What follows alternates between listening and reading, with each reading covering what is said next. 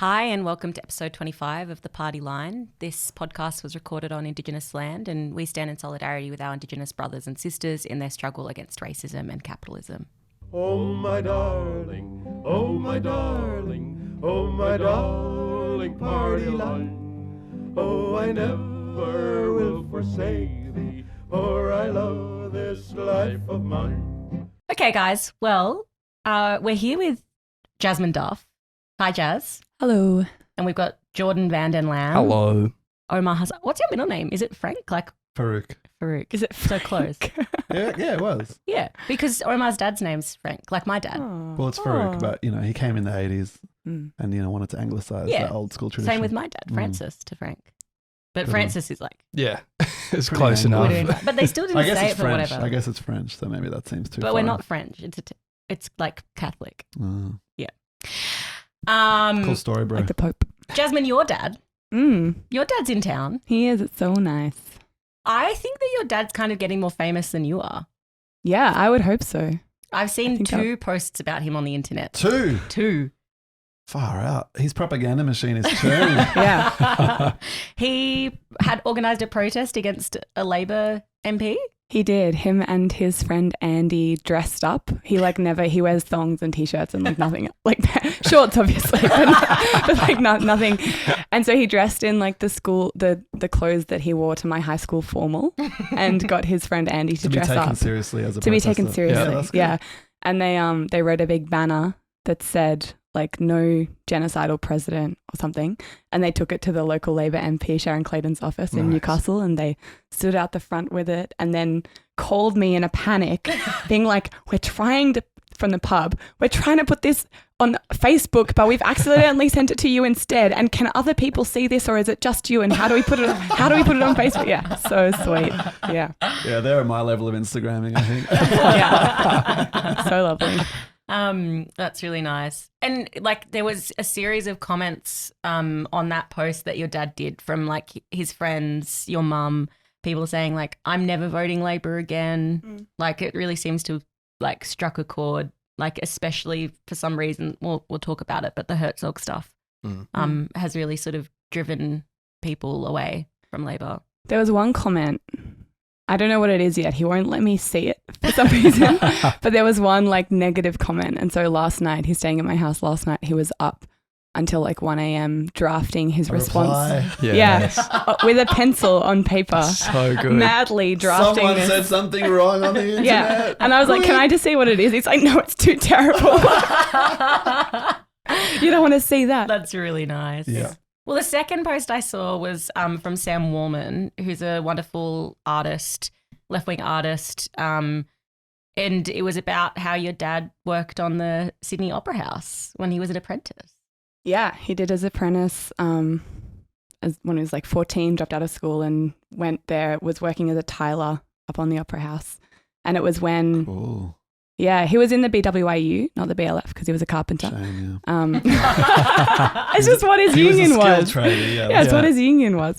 But he always talks about his first day of work was a strike day, and he got there and they said, all right, boys, we're going to the pub. And he thought, this is a lot better than school. Yeah. 14, That's really nice. That's the good old days. I wanted to play a video of Paul Robeson, who was a famous communist from America, and a wonderful singer. The first performance that ever happened at the Sydney Opera House was a performance by Paul Robeson to like striking workers. Really beautiful. But then Omar said copyright. We can't do it. Yeah. So anyways, just Google it.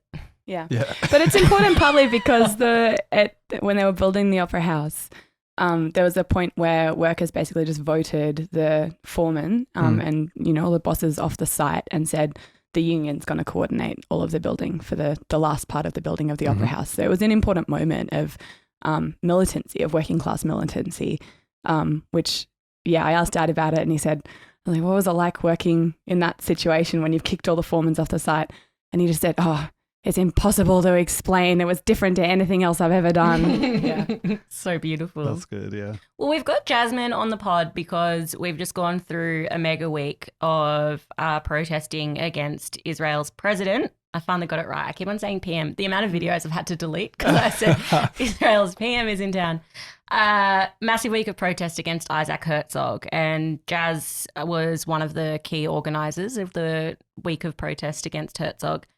And so we wanted to talk a bit about the week that was and the like. Yeah, Jazz has her finger in a lot of pies, and when it comes to Palestine, like almost every pie. Like there's the national stuff, there's the local stuff, there's the campus stuff.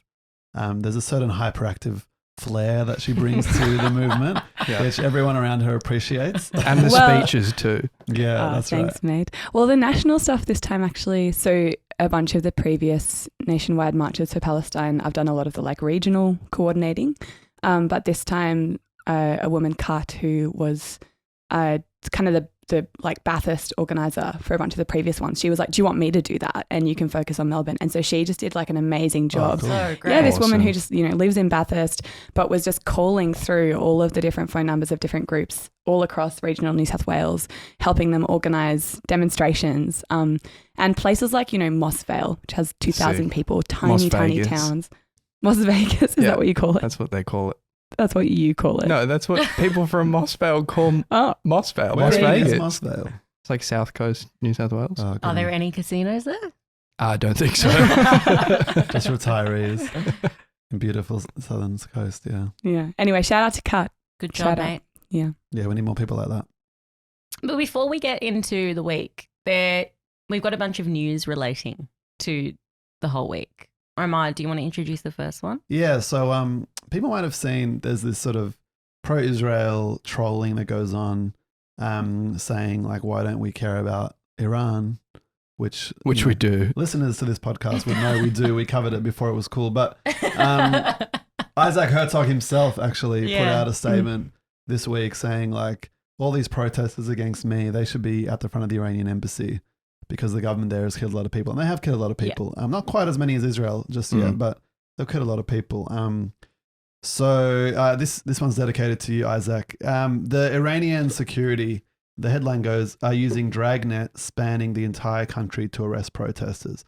And the story is basically that the government there isn't satisfied with just like repressing the shit out of the incredible movement that went on a couple of weeks ago. They're actually now following up on social media, on emails using spyware and stuff, like tracking down every single organizer and as deep as they can go into the movement to arrest them and basically charge them with terrorism, with being foreign agents, all this kind of stuff. So, these right-wing trolls couldn't give a shit about any of that, obviously. They just want to see the movement, undermined, presented as hypocrites or whatever. But as principled activists, we, of course, stand with working class people, the poor everywhere, and the poor people of Iran are really copping it at the moment. And the Americans are doing a deal with the government as they speak. And that's the thing about imperialism. Like, they're a band of warring brothers, but they actually unite whenever it matters. And America does not want to see a revolution in Iran that destabilizes such a powerful country with such a powerful military. They would prefer to deal with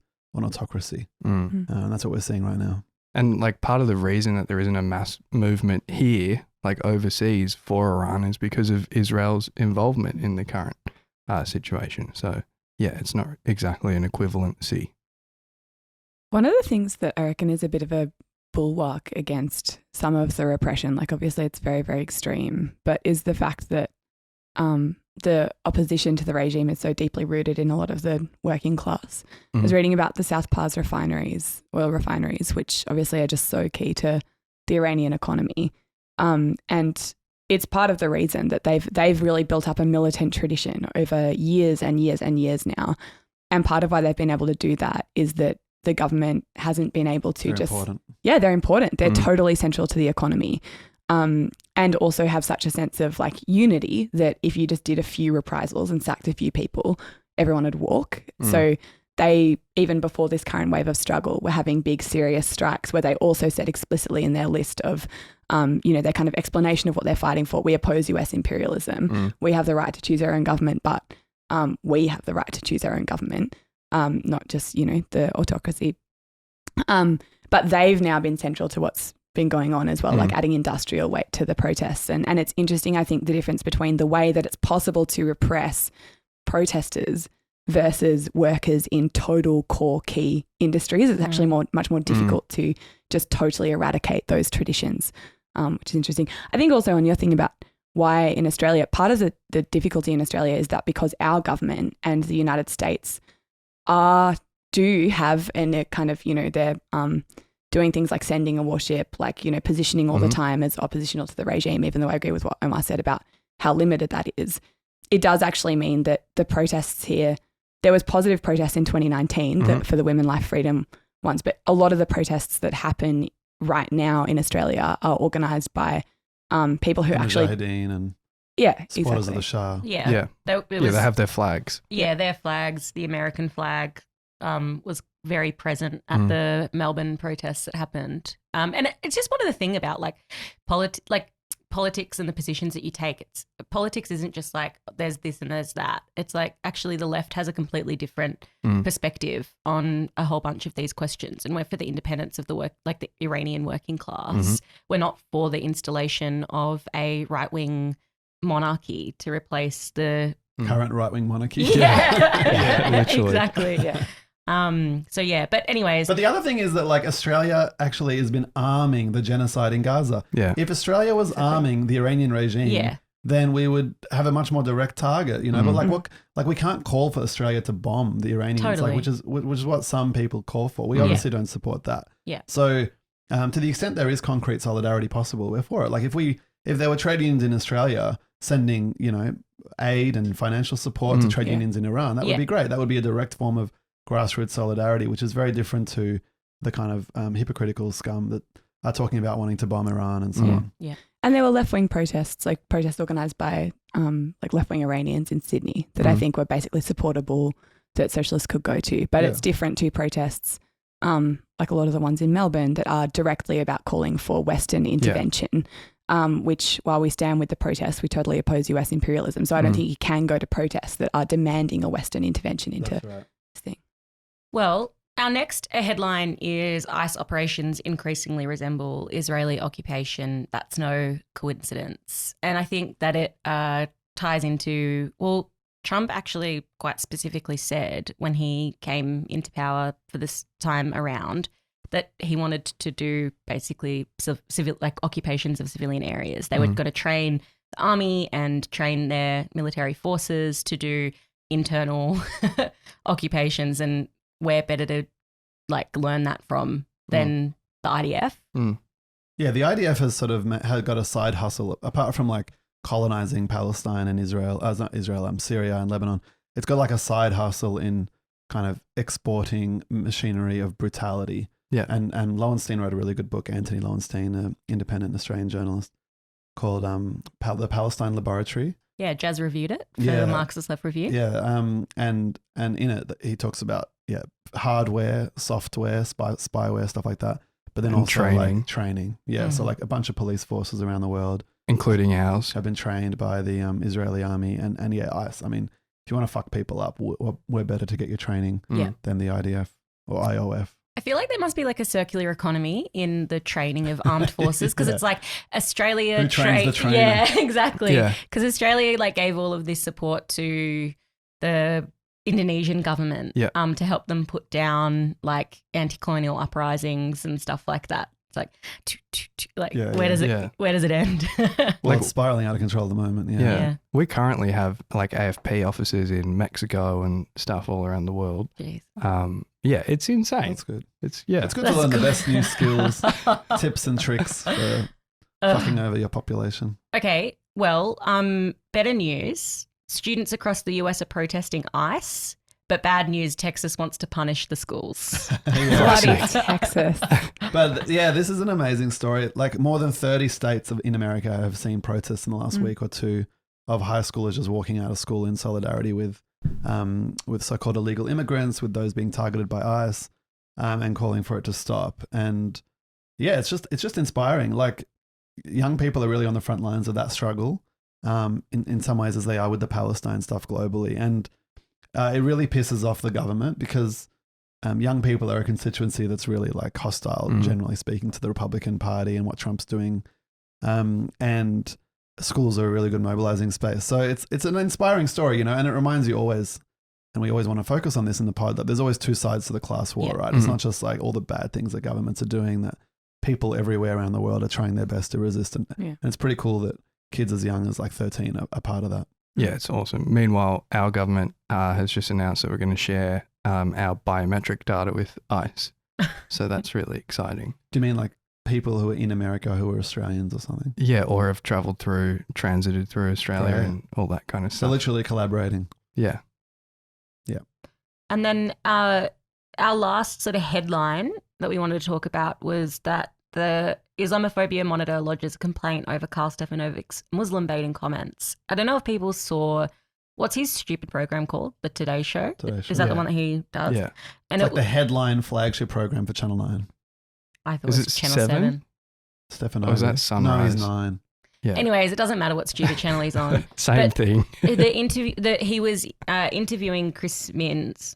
Yeah, that's his name. I'm like, where am I at? The baddie. What position does he have in the government? Drink the rest is of that coffee, premier. Monica. Anyways, after the cops like bashed those men and women who were praying, and Karl Stefanovic was literally like, oh, maybe they were baiting the police to attack them. So Muslims praying in the city as well, Premier, whether it was legitimate prayer or they were baiting police, who knows, but that will be weaponised against the force. You know that. New South Wales Police would never have deliberately provoked the Islamic community. They did everything possible to avoid that confrontation. Yeah, he's Classic. giving him lines because that was the thing about the way that he framed it was like it felt like he was trying to arm Minns with like, here's your next line of attack. This is what you should say. Oh, well, you know, they were doing that as a way of just baiting the cops. Like, Yeah. this is for you. Yeah. Yeah, like leading questions kind of thing. Also, we spelt Minns' name wrong on the last thumbnail. We put the apostrophe in the wrong spot. Cool. Hopefully he felt sad about that. Disgraceful. But yeah, Karl Stefanovic, he presents himself as this like independent, free thinking, Yeah. underdog kind of guy. He's set up this new podcast that's like I described it as the Rogan Josh. Yeah. But it's actually Joe Rogan. Yeah. He's going for like far right, Tucker Carlson, Yeah. Joe Rogan kind of podcast. And his first two interviewees were Pauline Hanson and Barnaby Joyce. So Yeah. a real diversity of thought being represented Yeah. on his pod. The ETA media people, you know, Jan Fran and Antoinette Lattouf, great guys. They did like a segment on this thing, and they were talking about how they were both wearing a Kubras. They were just like in this shitty Yeah. pub somewhere.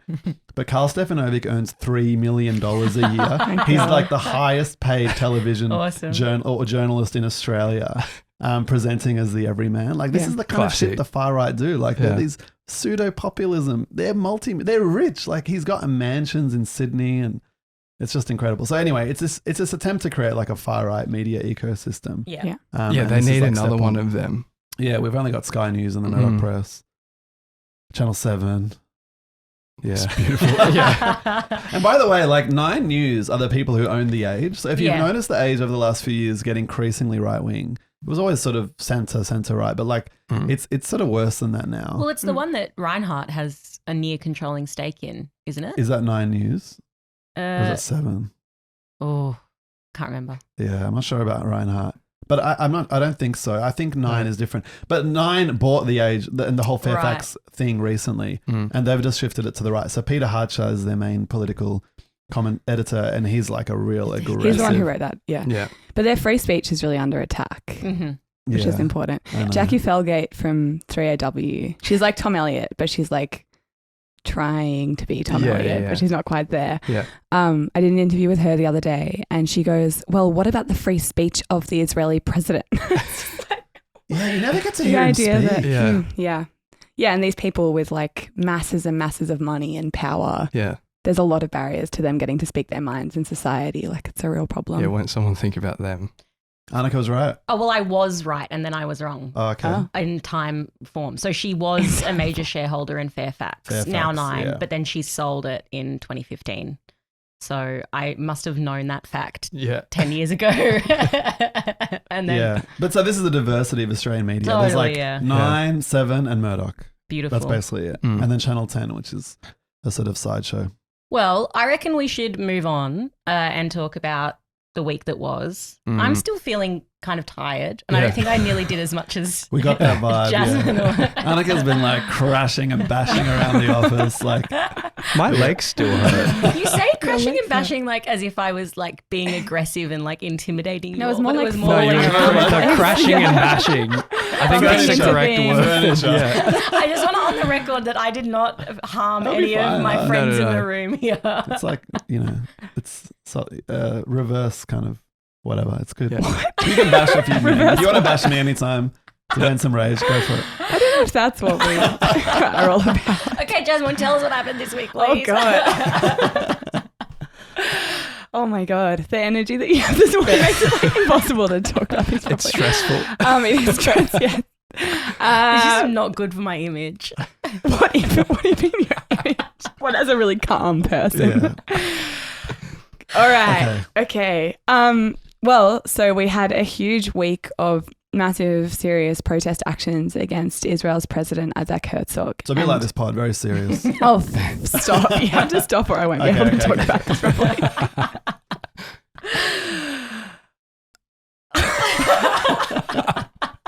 So we had an enormous week of protest actions against Israel's president's tour. And partly I think this is important because the government had this really clear, vision that they were spruiking everywhere of what his visit would be like. You could see from the way they talked about it what they wanted it to be. It's like the president of this great nation comes to Australia and he mourns, and people would have missed this. It was kind of buried, but they took him to private schools, and introduced him to all of these kids, and they're smiling and being a gauntlet of honor. And that is the kind of thing that the Albanese government wanted to be the headlines all week. They wanted it to be, this guy comes here, he's lauded, he meets with the community, and to really sanitize Israel's image in a context where actually masses of the population have been quite oppositional to Israel's government. Yeah, to link And to support the for genocide. Israel to support, opposition to what happened at Bondi. Exactly. So that's the main message of, Yeah. of the visit.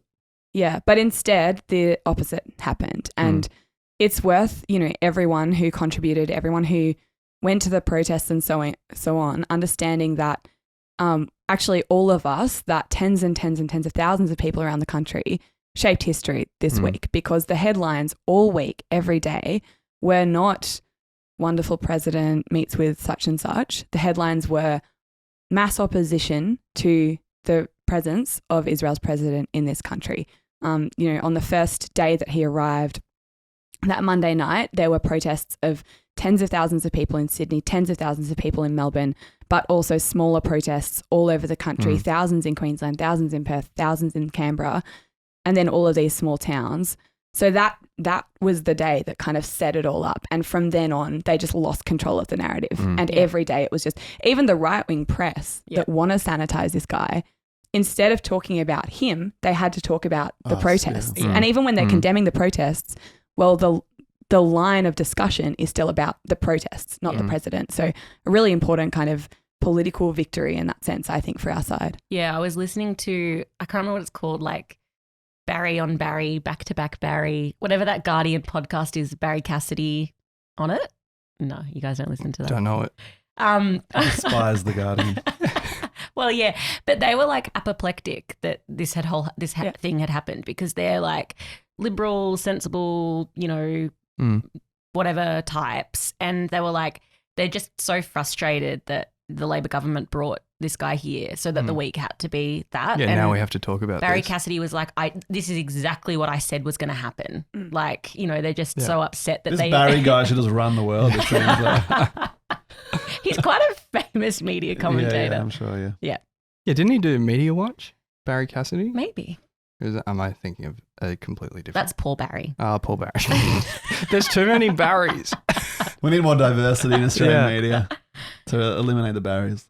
But yeah, it was like such a sort of it was also a really important moment for the Palestine movement reasserting itself as something that is central and key to Australian politics, because as we've talked about on the podcast, for a very long time there's been attempts to demonise, silence, push aside the Palestine movement. They've tried to intimidate some of the key activists in the Palestine movement. So the amount of right-wing articles attacking Josh Lee's, like it's like every time there's a mass protest, it's like there's 30 fucking articles attacking him or whatever.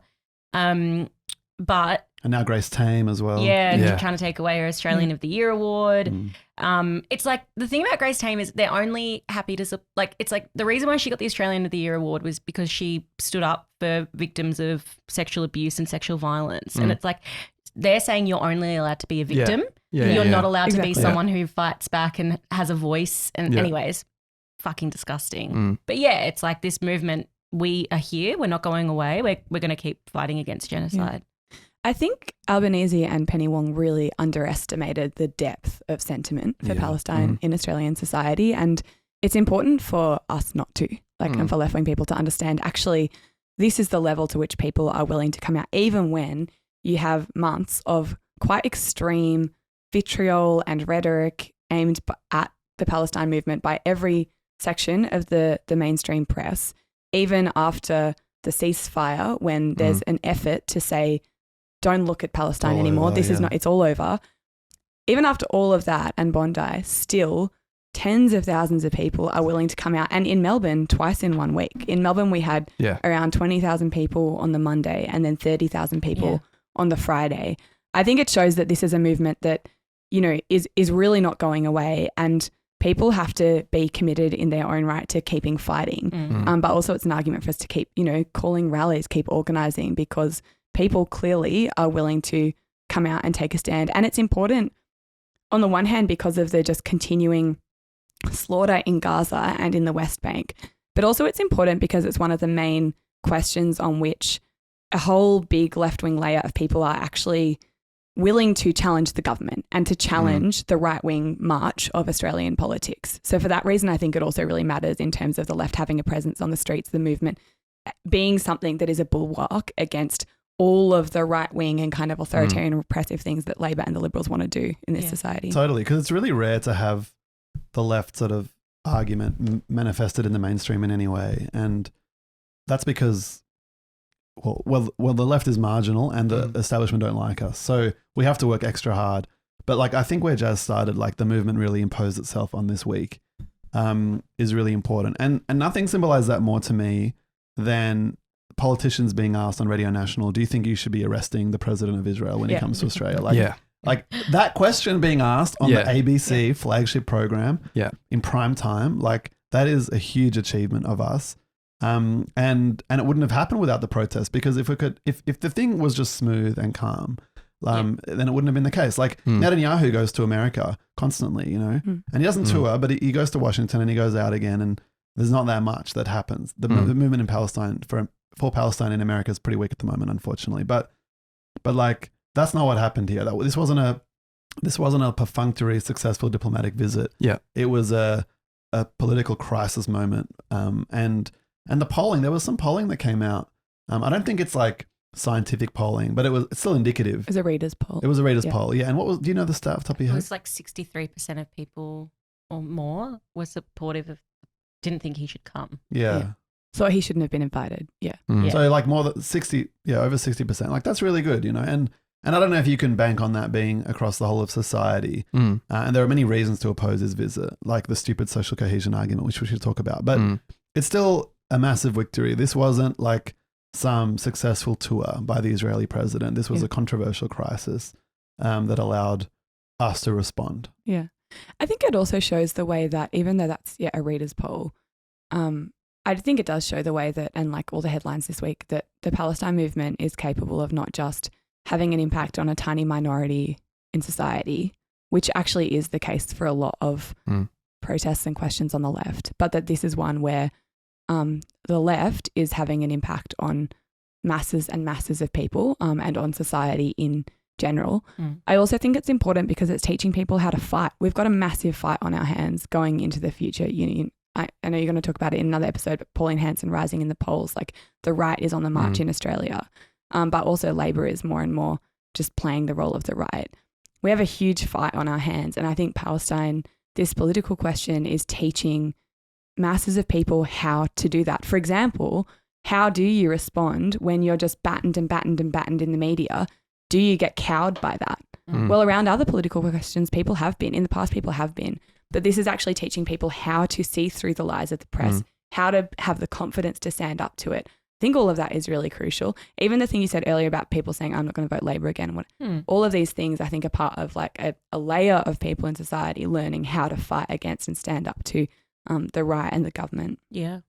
It's really, oh, sorry, go, Joy. I was going to say, and not just in the press, like people were physically battered by the police on Monday and then showed up again in their thousands the next day. Like it was, I was talking to someone who had an interaction on a train there because when people were going on the trains into the city, like everyone had their keffiyehs on. Someone was like pepper sprayed and bashed up in Sydney and then decided they had to come to Melbourne to join the protest on the Thursday. That's cool.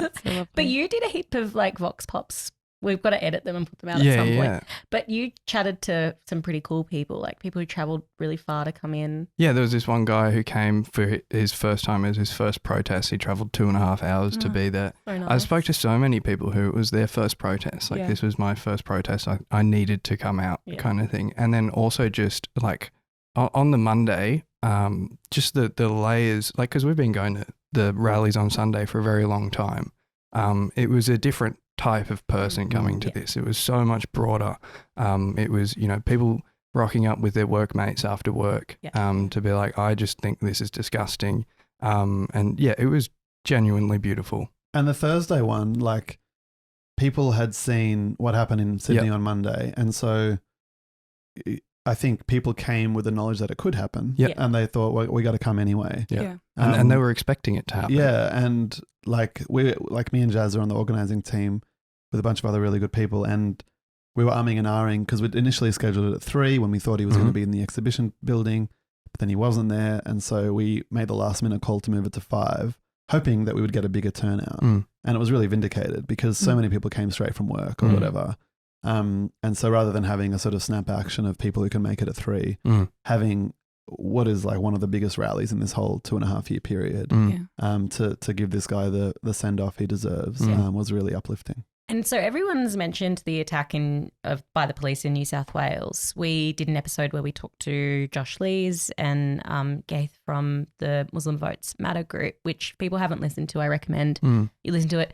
I wouldn't recommend watching it. Yeah, listen to the audio only option. But this has become, and last week was just quite a defining political question, sort of been pushed out of the media now because of the Liberal spill. But I think the fact that the protests were so big and the attack by the cops was so brutal, the story, again, has not favoured the government. It's favoured the protesters. Yeah, I mean, there's all these like teals who are not very reliable politically, but who've come out and said they're concerned about what the police did. I saw Anthony Albanese and Penny Wong even hypocritically now saying, they're a bit concerned about the attacking of the Muslim people praying, which is a very targeted concern, by the way. They don't say the whole thing. They just say specifically the people attacked for praying.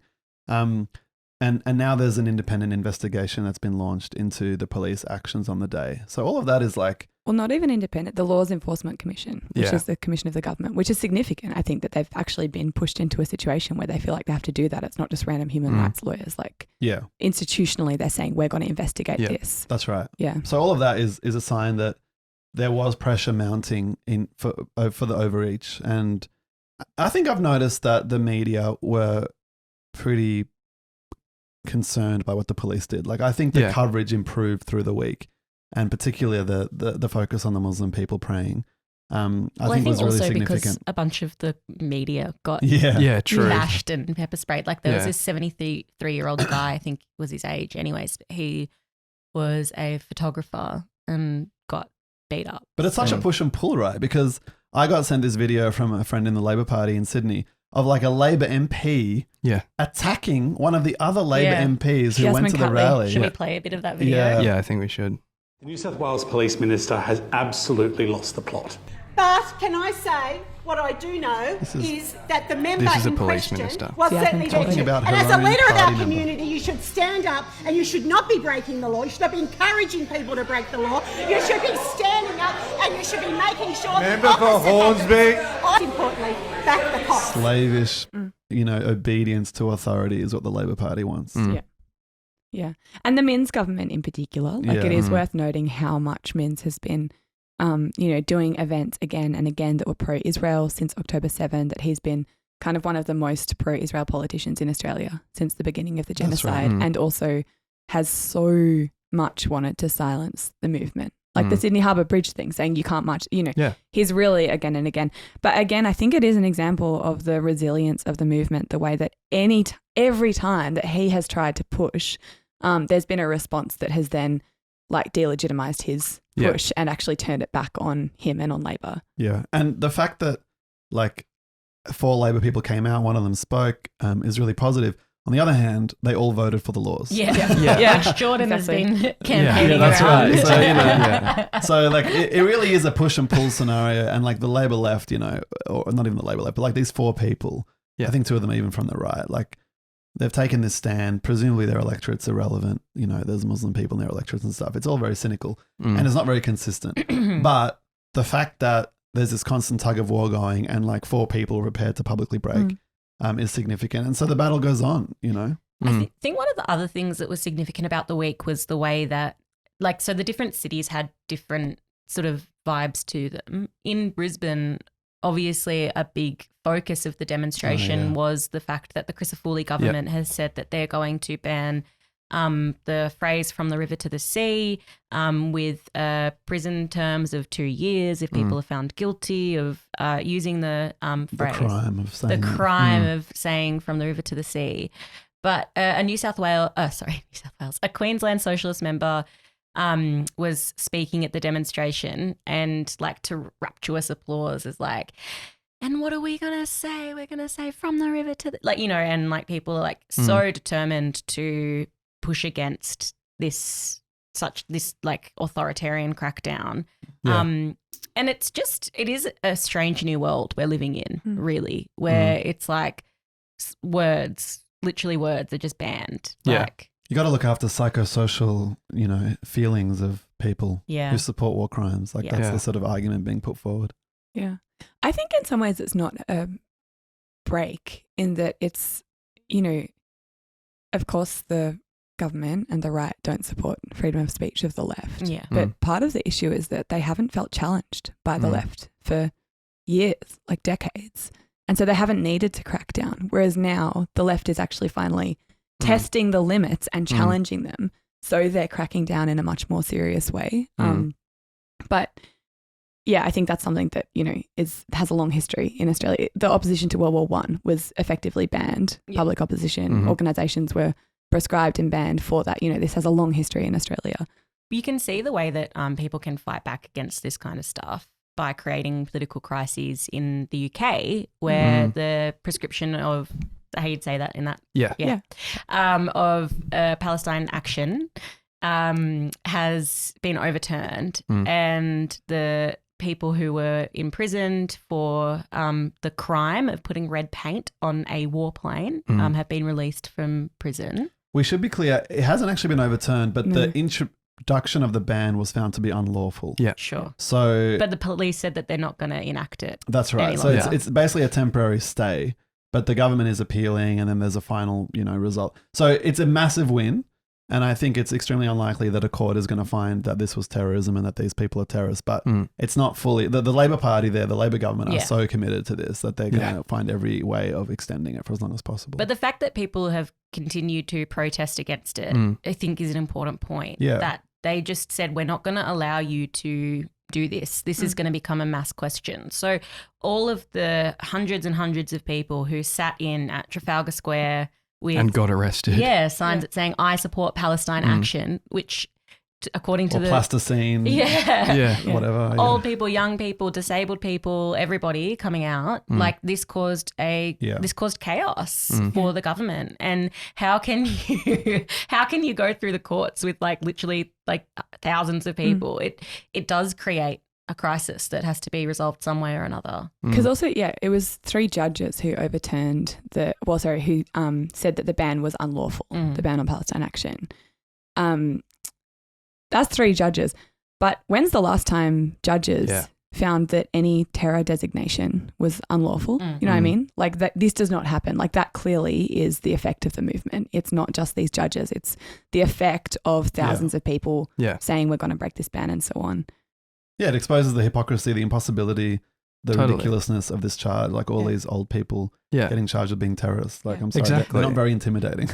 And it wouldn't have happened unless there was a movement like this. But also like even like, we wouldn't have had the 3 judges overturn it and whatever. But also like I saw someone going around interviewing police officers like throughout, like this same person has been interviewing, like, why are you arresting this old lady?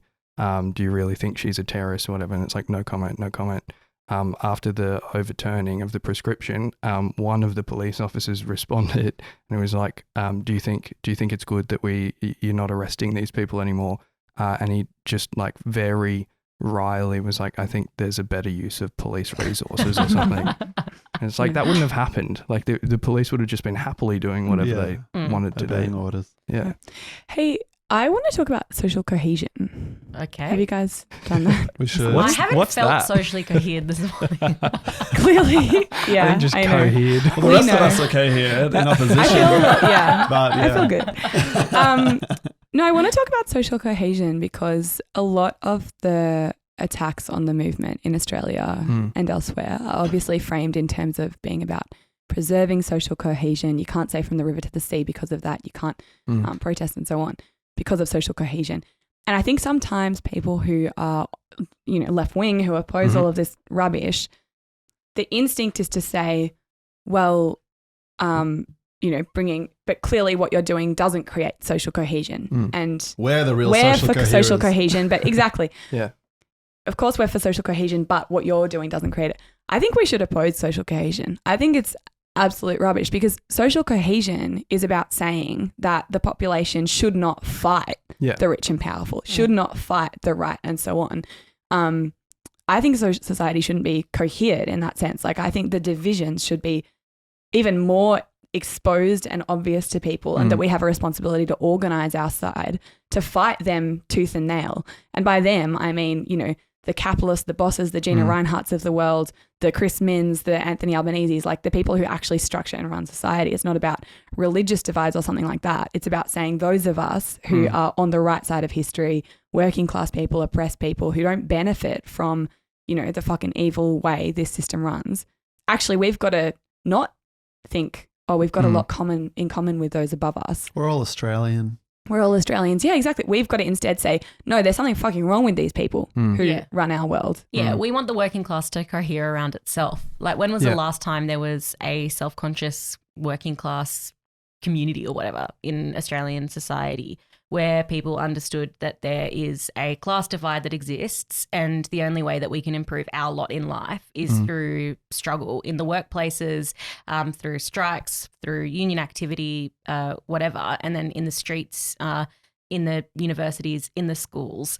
People need to understand that the way that we win is through resistance. Yeah. And so we don't want to cohere with Penny Wong and Anthony Albanese. Like they exist on the opposite end of the spectrum to the mass of ordinary people. And you can see that through the fact that wages and conditions continue to backslide, the cost of living gets worse, interest rates rise, they demonize, Muslims, they demonize whoever, and then they ban the right to fight against them. Like literally what they have done is they're trying to take away the legal parameters to resist against their attacks. So I mean, social cohesion is like pure liberal technocratic mumbo jumbo. It's like HR department kind of wishful thinking. Like we live in a society of contradictory interests, like the classic one Marx talks about bosses versus workers. But there's other conflicts too, like pro-war, anti-war. There's, whatever. So I think that there is a conflict, and the point Jazz was making at the start I think is good. Like if there's no conflict and there's no progress, that means the status quo, and Marx talked about contradiction driving change. Frederick Douglass, the famous emancipated slave, talked about you can't have change without a whirlwind. And, it's a beautiful quote. So everyone who's been involved in anything, Martin Luther King talked about this as well. Like we need to expose the crimes of society to daylight so we can move forward. We can't just pretend like there's nothing wrong. So, the establishment doesn't want us to highlight and expose and critique the institutions of our society. The liberal technocrats, the teals, whatever, like they wish that everything was just fine and the rich could get richer and the poor could get poorer and we could all just go on our merry way. That's not at all what we have. Yeah, exactly. Yeah, Jazz put it really well, I think, on Thursday, up the front speaking when she was like, social cohesion means a continuation of what is currently going on and we all stand against that. But it is kind of Labor's project. Like their whole project is social cohesion.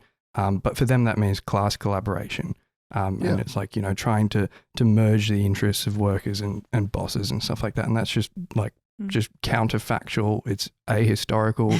Like if, Marx said that all history is a history of class conflict, then social cohesion means stopping to fight back, and like fuck that. Yeah, because it means just because I think it's that thing, right? Like they're always fighting. Their side is always pressing down on us, and so if social cohesion exists, it means saying we're not standing up to them. Yeah. We're not fighting back. If we're not fighting back, they're winning. Exactly. And there's the thing about the status quo, but I also think it's about compliance. That's what social cohesion means, is a compliant population who is willing to put up with and go along with all of the crimes of the rich and powerful. So over on Monday, it was a nationwide demonstration. There were 30 actions across the country. Jazz mentioned Bathurst, but also Townsville, Wagga Wagga, Wyong, Margaret River. Shout out to the Tasmanian Socialist crew. There were demos in Hobart and in Launceston. The Blue Mountains, where I'm from, excitingly as well. But, as people were talking about... Looking at photos of people from tiny towns Grenfell and cool. Trunky Creek who went like 2 hours to Bathurst to protest. So nice. You can have the Bathurst photo is a big town for them. Cool. Yes, that's their sentiment. There were other events this week as well. Yeah, exactly. So one of the things that we were horrified about was basically an auction taking place in Melbourne for people to purchase land in the occupied West Bank. Yeah, so there was an Israeli real estate company doing like an event in Melbourne, spruiking the benefits, financial, cultural, who knows what, of buying Palestinian land. And this was held in a synagogue. And the Loud Jew Collective made a really good point about this in the sense that this is obviously an abhorrent act for people to do, to sell the land of the Palestinian people. But it's crafted in a fashion to mean that it is nearly impossible to protest against it because they do it in a synagogue. And so the Loud Jew Collective said that, we know the media and the politicians cannot be trusted to report accurately on this, that any protest will be framed as anti-Semitic. But what they are doing is just so... Yeah, can you imagine if like there was an event in Australia selling like Ukrainian land? Like in Russian house. The Russian communities were just like, we're just going to sell off Ukrainian houses. Yeah. Me and Jodie were looking at... Oh, Joe. Nah, you go. We were looking at the website for it earlier, and they have this like big array of all of the different suburbs and cities, and you can click through to them and like look at what they're offering. And Ashkelon, which is 13 kilometers from Gaza, is advertised. They say Ashkelon's coastline is dotted with sandy beaches and dramatic cliffs, making it a haven for nature lovers and beach goers. This is 13 kilometers from Gaza. And they also say, and some of our suburbs are in the process of expanding, and what they mean is settlements encroaching closer and closer to Gaza. Like, it's just so disgusting, like absolutely disgusting. And it's like that film Zone of Interest, where they're living next to the concentration camp. That is literally what in Melbourne the other day in a synagogue they held a sales day for living next to the concentration camp, living in the fucking house in Zone of Interest. That is what this is. And it's shocking. And the other point that the Loud Jew Collective make in their statement is that by doing it in a synagogue, they're shielding themselves from protest, but then they're also associating the religion and culture of Judaism with these abhorrent practices, Yeah. you know, and that's a deliberate move on their part, but it's a totally anti-Semitic move. Yeah. Because Jews around the world do not all support this, and it's a disgraceful slander to pretend like they do. Totally. Speaking of apartheid, because that's what this is, like, Yeah. you know, the Haaretz, which is sort of like a liberal Israeli media outlet, which, you know, in Israeli context makes it like ultra left communist kind of publication. There was a story about a Gazan boy, a 5-year-old, I think he was a boy actually, but a 5-year-old Gazan child who is living in the West Bank because they are extremely unwell and they need medical treatment that does not exist in Gaza. So they moved to the West Bank, but now they're so unwell that they are going to die unless they get medical treatment, and the only place that can be done is in Israel. And so they've applied to go to Israel. But plot twist, despite this kid living in the West Bank, they were born in Gaza, and so they're not allowed to go into Israel for treatment because that's a rule that's been put on Gaza as part of the siege. And so this kid is going to die. And the judge said, yep, we support this. This is a legitimate ban on Palestinians from Gaza going into Israel. It's a safety measure. And actually, we think this whole trial is not an attempt to save this kid's life at all, but a cynical PR stunt to try and expose the defense minister. So this kid's going to die So horrible. because he's Palestinian and He's he an was born hour in away. Gaza. He lives an hour away from the medical facilities he needs. It's just, yeah. Yeah. And so, like, you know, this judge sitting in a suit in a very civilized, you know, Israeli court just killed this kid. It's also worth saying there's a story I saw that because the new sort of technocratic committee that they've set up to run Gaza is heavily staffed by PA officials of the Palestinian Authority. And the PA government in the West Bank has just, there's a story this week, opened fire on the car of a man who was fleeing the IDF, but who was in the West Bank. They opened fire, PA kind of forces on his car and killed his 16-year-old daughter and 3-year-old son. So this is 2 Palestinian children killed by the PA because on behalf of Israel. Because the whole role of the PA is being a cop for Israel. This is who is about to run Gaza. And whenever you see things saying, oh, it's going to be in Palestinian hands, this is the Palestinian hands. It's the ones who are used to and now have years and years of practice of governing for Israel, being police for Israel, gunning people down for Israel. That's who is the committee that's running Gaza. And then above them, obviously, is the Tony Blairs of the world and the Donald Trumps of the world. Yeah. Yeah, I mean, imperialism's always found ways to find local kind of spokespeople and representatives. But that's why the movement's going to continue. Jazz, can you just wrap up by telling us, like, what are the next steps? Like, I know there's a student strike coming up in a couple of weeks. What's your message, I guess, about people who've been part of the events or watched them? Where to next? Well, the big thing is that the fight is still going. So there's going to be more central city demonstrations for people to go to. There's going to be a big student strike on the 11th of March, and we want people to be organising in their own classes. You know, anyone that you know who is a student, talking to people about walking out on that day, joining the big walkout. High schoolers as well, I know, are organising towards that. But we're going to be holding more like city demonstrations as well. I think in Sydney there's one this Sunday, right? There's one this Sunday in Sydney. There's not a date set yet in Melbourne, but there will be more city demonstrations soon. But I think the big thing is not looking away and continuing to see yourself as a participant and someone who is part of an ongoing struggle, an ongoing fight, something that's not wrapping up, but that actually is going to have to keep going and going and going and going until we win, until we defeat this government. Nice. Agreed. Thanks so much for listening to The Party Line. If you want to support us, we have a Patreon, and you can also hype us on YouTube. Yeah. We got to number 6 on the hype board. Wild. So that's pretty cool. I don't reckon there's probably that much competition on that board. It's just like, why be so negative, I don't know. you know? I can't believe None we're of that us here know anything about what that means. But isn't it just nice that people It's have been nice. hyping It's us? nice. No, I agree. Thanks for your hyping. Thanks so much for hyping us. Shout out particularly to Beth, who hyped us, I think, first. Hell yeah. So yeah, Patreon, subscribe, Like and subscribe. share. Give us 5-star ratings on Spotify and YouTube Apple and and stuff. whatever. It's still, we're still in need a bit more of that. Ciao. Bye-bye. Bye.